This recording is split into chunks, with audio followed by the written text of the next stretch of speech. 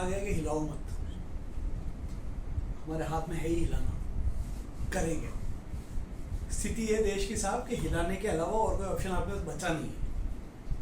और मैं सिर्फ अपनी बात नहीं कर रहा, मैं बात कर रहा हूँ मुझ जैसे कईयों की, मुझ जैसों भी नहीं, उनकी भी, जो इस देश की बुनियाद बने।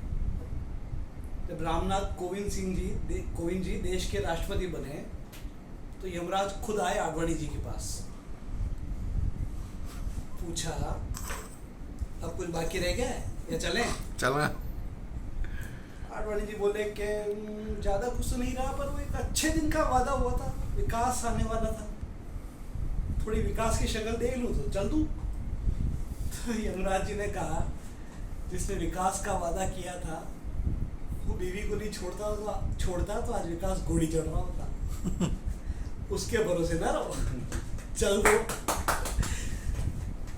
कुछ रहा नहीं आडवाणी जी के पास कहने को, लेकिन जाना चाहते नहीं। उम्मीद पे दुनिया कायम है साहब, उम्मीद पे जी रहे हैं। और उम्मीद पे जीना कोई सीखे तो हमारे शहर वालों से सीखे। हमारा शहर उदयपुर, यहाँ हर आदमी उम्मीद पे जीता है। यूं ही एक आदमी चल पड़ा हमारा सूरजपुर उदयपुर, एक ऑटो वाले से पूछा, भाई हिरणमरी जाना है।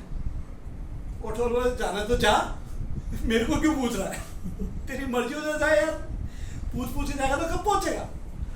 तो सब यहाँ हर आदमी बिंदास है, यहाँ कोई किसी की नहीं सुनता, क्योंकि उसको अपने दिल की सुनी का जवाब देने का भरोसा नहीं है। किससे क्या कहे?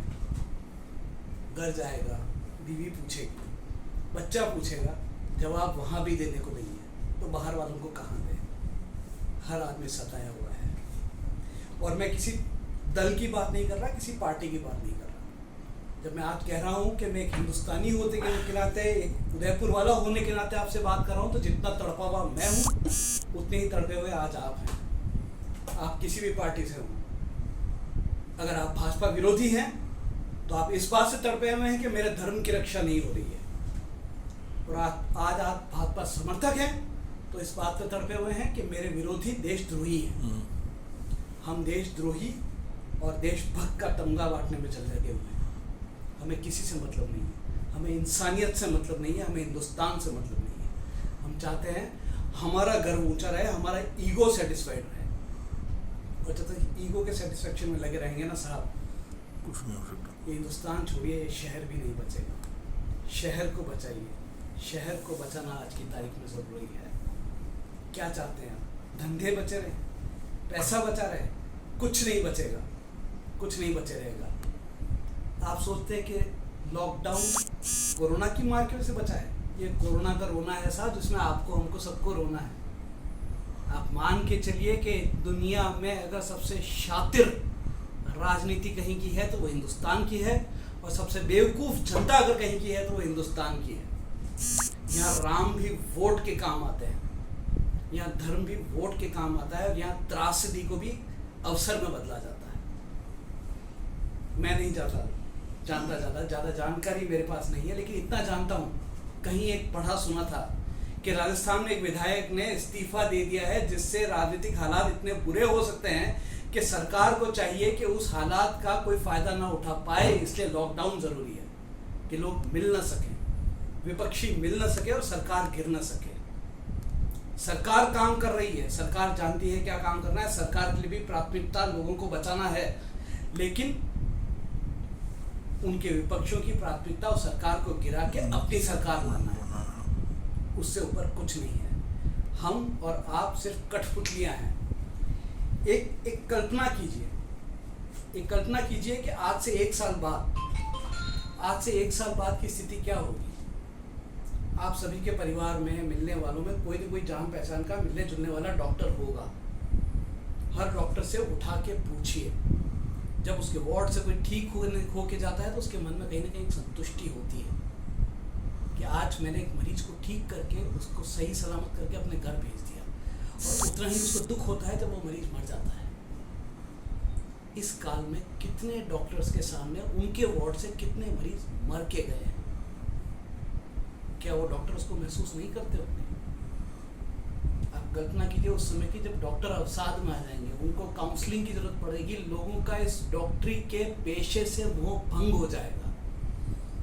तब आपके और मेरे इलाज के लिए कौन सामने आएगा? कुछ गलत होता है, डॉक्टर का गला पकड़ते हैं, कुछ सही होता है, उसी डॉक्टर के पैर छूते हैं। लेकिन जब सही होता है तो हम कहते हैं भगवान की कृपा थी, और जब गलत होता है तब कहते हैं डॉक्टर ने गलती की। उस डॉक्टर की रक्षा के लिए आज कौन है? लोगों की शिकायत है कि डॉक्टर अपने केबिन में बैठे रहते हैं, वार्ड में नहीं जाते हैं। क्यों जाएगा? जब उसे मालूम है कि इस विपदा के कारण भी अगर कोई मरीज मर गया तो गला उस डॉक्टर का पकड़ा जाएगा। जब वो डॉक्टर अपने सामने रोज 10-20 लाशों को निकलते देखा है तो कौन उसके लिए खड़ा है? आप सरकार की बात करते हैं, मैं ना भाजपा की बात करता हूँ, ना कांग्रेस की बात करता हूँ, ना कम्युनिस्ट पार्टी की बात करता हूँ। मैं कहता हूँ हमें राजनीति क्यों चाहिए? हम तारीफ करते हैं हमारी सरकार ने आज सड़कें बना दी, अस्पताल बना दिए, सेना को सक्षम बना दिया, विदेशी ताकतों से लोहा लिया। तो साहब इसी के लिए तो हमने सरकार चुनी थी, इसके लिए भी वाहवाही चाहिए। आज हमारे माता पिता ने हमें पैदा किया और हमें पढ़ाया, तो उनको मालूम है कि हमें पैदा किया इसलिए हमें पढ़ाया। सरकार को हमने वोट दिया, चुना। क्यों चुना? हमारी आपकी रक्षा के लिए। आज हमें जीने का अधिकार नहीं है, स्वास्थ्य का अधिकार नहीं, तो किस पार्टी के लिए हम साथ खड़े हों और क्यों खड़े?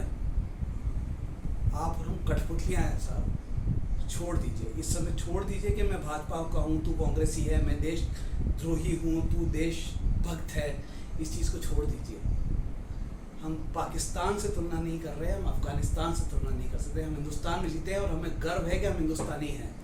लेकिन इस गर्व को बनाए रखने के लिए हमें इन्हीं सरकारों का साथ चाहिए, इन्हीं पार्टियों का साथ चाहिए जो हमारा साथ नहीं दे रही है।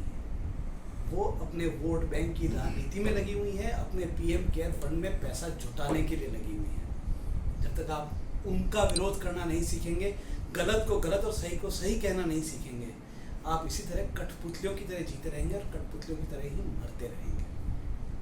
इससे ज़्यादा स्क्रिप्ट नहीं मेरे पास। बहुत